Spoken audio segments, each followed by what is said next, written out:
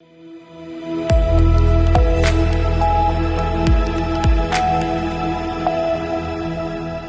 के बाद वक्त है यूपी बुलेटिन का। शुरुआत बरेली से करेंगे, जहां बरेली के आंवला में मनौना रोड स्थित राजकीय आश्रम पद्धति बालिका विद्यालय का एसडीएम आंवला विदुषी सिंह ने किया औचक निरीक्षण। खाद्य पदार्थों के भरे गए सैंपल और साथ ही बात होगी ललितपुर की, जहां शिक्षक भर्ती में टीटी अनिवार्यता को लेकर शिक्षकों का गुस्सा उफान पर पहुंचा। ऐसी तमाम खबरों पर करेंगे विस्तार से चर्चा। बरेली के आंवला में मनौना रोड स्थित जयप्रकाश नारायण सर्वोदय बालिका विद्यालय का शुक्रवार को एसडीएम आंवला विदुषी सिंह ने फूड विभाग की टीम सहित औचक निरीक्षण किया, जिसमें खाद्य सामग्री के सैंपल लिए गए और आवश्यक निर्देश भी दिए गए। निरीक्षण के दौरान एसडीएम ने बताया कि खाने को लेकर शिकायतें आ रही थीं। शिकायतों के आधार पर निरीक्षण किया गया है, जिसमें खाद्य सुरक्षा अधिकारी की टीम भी साथ में मौजूद रही। टीम के द्वारा खाने पीने की वस्तुओं की सैंपलिंग कराई गई है। उन्होंने कहा कि प्रयास रहेगा कि बच्चों को गुणवत्तापूर्वक खाना और मेन्यू के अनुसार ही छात्राओं को भोजन दिया जाए। अध्ययनरत छात्राओं से एसडीएम ने बातचीत की और कहा कि आपकी कोई भी समस्या हो तत्काल एसडीएम के मोबाइल पर बताएं। जो भी समस्या है निस्तारण का प्रयास किया जाएगा। निरीक्षण के दौरान खाद्य सुरक्षा टीम के द्वारा दूध रोटी, तैयार चावल, तैयार दाल, साबुत चावल, राजमा, अरहर की दाल, चना की दाल, मूंग धुली दाल, उड़द की दाल, आटा, साबुत मसूर आदि के सैंपल भरकर जांच के लिए लैब में भेजे गए हैं। इस दौरान निरीक्षण में एफएसओ देवेंद्र कुमार, मुकेश और हिमांशु सिंह मौजूद रहे। आश्रम पद्धति के विद्यालय स्टाफ ने मीडिया से दूरी बनाने का प्रयास किया। अधिकारियों के साथ पहुंचे मीडिया के लोगों को अंदर प्रवेश देने से मना कर दिया। एसडीएम के हस्तक्षेप के बाद मीडिया के लोगों को अंदर बुला लिया गया।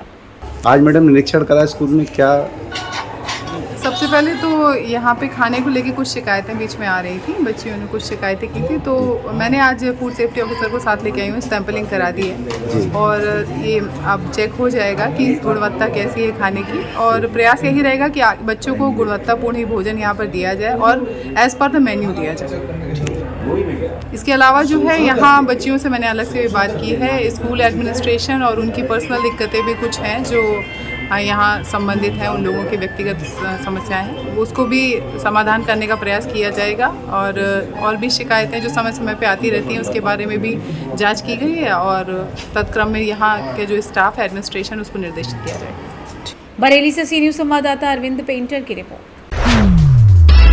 छिबरामऊ के सिकंदरपुर चौकी क्षेत्र नगला सदारी में धड़ल्ले से हो रहे हरे वृक्षों का कटान।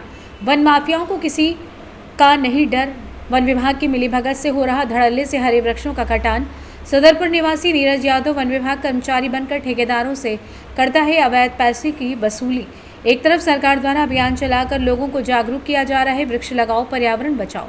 दूसरी तरफ वन माफिया द्वारा वन विभाग के कर्मचारी नीरज यादव द्वारा मिलीभगत से पलीता लगाया जा रहा है। सूत्रों के हवाले से खबर सप्ताह में कई जगह पर की गई हरे भरे वृक्षों का कटान, जिसमें मोटी रकम वन विभाग कर्मचारी द्वारा वसूली की गई।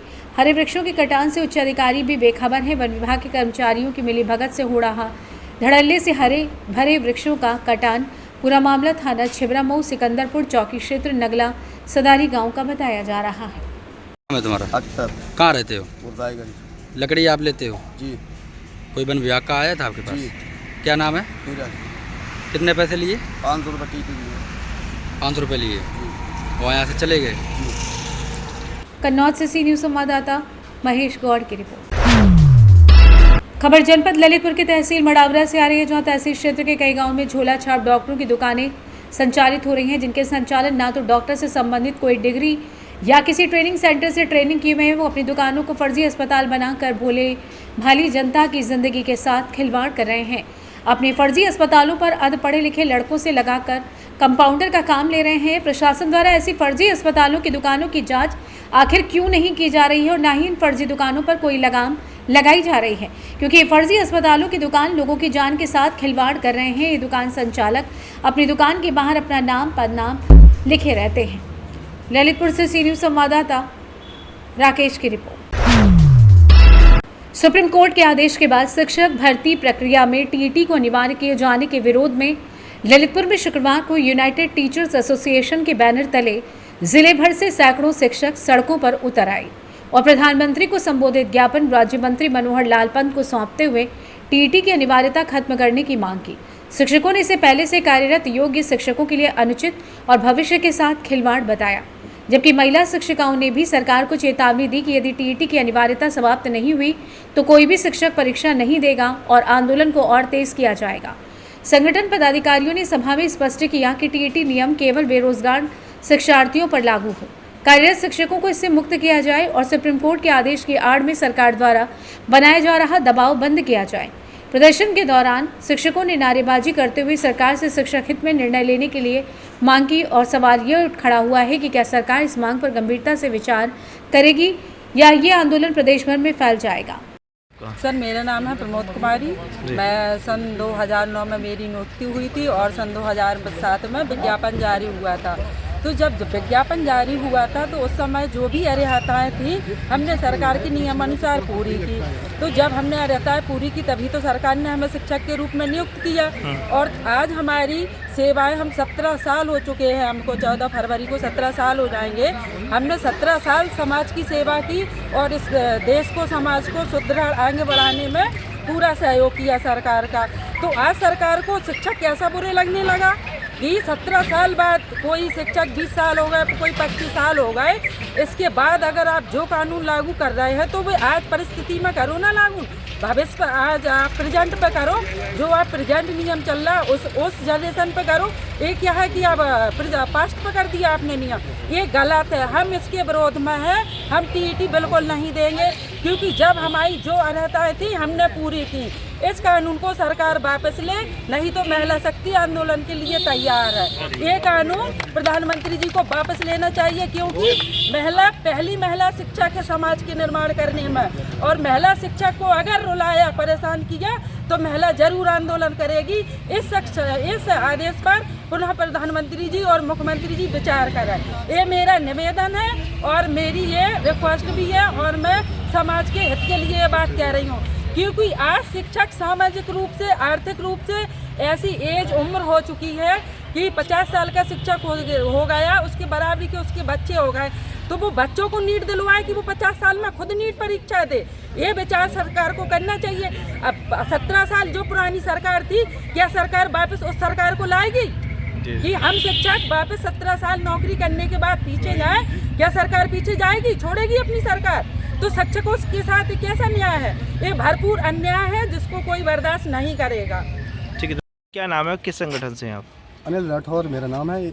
मैं यूटा टीम ललितपुर यानी United teachers association Utah Lalitpur से हूँ। कितने सदस्य हैं आपकी टीम में? सदस्य तो सारे सदस्य हैं क्योंकि तादाद की गिनती थोड़ी होती है सदस्यों की। किस संबंध में आज आपका ज्ञापन हम है? लोग यहाँ पे आए हैं कि जो 2011 में टीईटी शुरू हुई थी, जबकि जो अभी आदेश आया है माननीय सुप्रीम कोर्ट द्वारा, तो कि 2010 के पहले जो टीचर भर्ती हुए थे उनको भी टीईटी देनी पड़ेगी। जबकि 2011 में टीईटी आई है तो 2011 के बाद जो भर्तियां हुई हैं उनमें सब में टीईटी क्वालिफाइड टीचर हैं। अब उसके पहले जो भर्तियां हुई हैं 2010 के पहले, उसमें टीईटी अहर्ता थी ही नहीं। जब अहर्ता थी ही नहीं तो बीच में हम सिस्टम का नियम कैसे बदल सकते हैं? आज आपने देखा होगा कि बहुत से जजों का टेस्ट हुआ था तो उनमें से एक भी जज पास नहीं हुआ क्योंकि एक उम्र होती है पढ़ाई करने की। जब हम लोग प्रॉपर पढ़ के, लिख के, टेस्ट करके, और जो टीचर्स 2010 के पहले ज्वाइनिंग, 9-11 के पहले ज्वाइनिंग हुई है, उनने 6-6 महीने की बाकायदा ट्रेनिंग भी करी है। जब ट्रेनिंग उनकी हुई है, सब कुछ वो पात्रता अहर्ता पूरी कर आए हैं, तो ये बीच में नियम कैसे बदले जा सकते हैं? अगर आपको नियम रखना ही है तो जो नेक्स्ट भर्ती होगी उस भर्ती में ये नियम रखिएगा, कोई दिक्कत नहीं है, हमें स्वीकार है। तो हम आदरणीय प्रधानमंत्री जी से आग्रह करना चाहेंगे, शिक्षक संगठनों के माध्यम से अपील करना चाहेंगे, निवेदन करना चाहेंगे कि प्रधानमंत्री जी हमारी मांग मानी जाए, हम लोगों पर ज़बरदस्ती ऐसा कानून ना थोपा जाए और आप इसे पुनर्विचार याचिका के रूप में बहुत बृहद तरीके से अपनी मांग रख सकें। अगर टीईटी की वैधता अगर ख़त्म नहीं होती है तो क्या आगे क्या आंदोलन रहेगा आपका? बिल्कुल, अभी तो ये ज्ञापन की बात हुई है या छोटा सा आंदोलन है। अगर ये नहीं हुई तो हम लोग सड़कों पे आएंगे। और आदरणीय प्रधानमंत्री जी का शुरू से नारा रहा है सबका साथ सबका विकास, तो हम भी अपना साथ चाहेंगे कि प्रधानमंत्री जी हम लोगों का साथ दें। ठीक है, ज्ञापन हुआ वो आदरणीय श्रम मंत्री श्री मन्नू कोरी जी को दिया गया है, मनोहर लाल पंत जी को। क्या आश्वासन मिला है?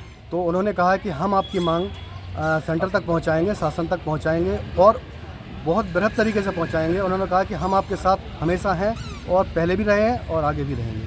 ठीक, धन्यवाद। हमारा गीता साहू नाम। क्या मांग है आपकी? हमारी मांग ये है कि जो टीईटी देने की सरकार की जो घोषणा हुई है कोर्ट के द्वारा, तो इसको वहीं पे रोक दिया जाए, क्योंकि ये बिल्कुल भी जायज़ नहीं है। जो उस समय पात्रता हम लोगों की थी 2010 के पहले सरकार का नियम था। अच्छा, आपकी नियुक्ति कब हुई है? हमारी सन 1998 में नियुक्ति हुई थी। क्या जब उस समय क्या टीईटी अनिवार्य नहीं, उस समय बीटीसी का टेस्ट होता था, तो हम लोगों ने वो टेस्ट क्वालिफाई किया था।